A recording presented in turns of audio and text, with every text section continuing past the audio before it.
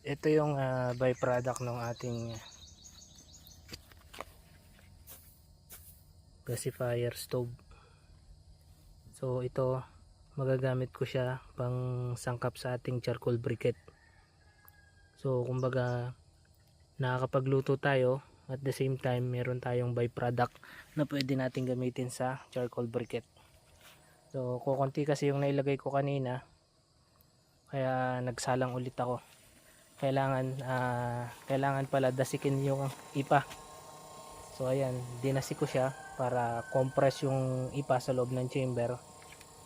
So ayan, blue na blue siya. Yung kaldero sadya lang maitim yan. Ayan no, blue na blue po siya. Dati kasi ang ginagamit ko na fuel pagpapakulo ng tubig dito sa charcoal briquette, uling pa rin. So sayang.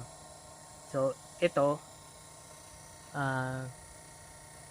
ipa ng palay, tapos kapag na carbonize siya dito sa loob ng ating gasifier stove, then mapupull out ko siya, pwede ko siyang gamitin sa charcoal briquette natin. Ayan. Or kung pwede ay pwede siyang fertilizer. So ayan, pwede itong diligan pero wala na siyang baga.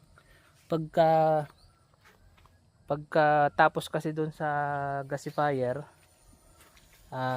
siguro iwanan mo lang ng mga 5 minutes, ano siya, namamatay na yung apoy kasi nga sarado yung ating chamber. So ayan, mainit siya. Stainless ang ating ginamit.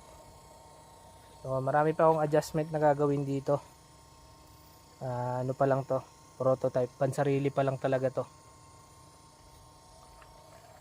Trial lang tayo.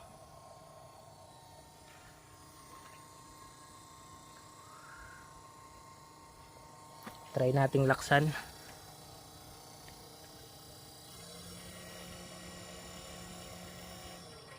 Pang ano to, pang pag merong palambuti na baka, swak na swak to. So hindi siya pwede sa mga nagluluto ng mabilisan. Ito'y para lamang sa, ito'y parang pampatipid lang, alternative lang na fuel.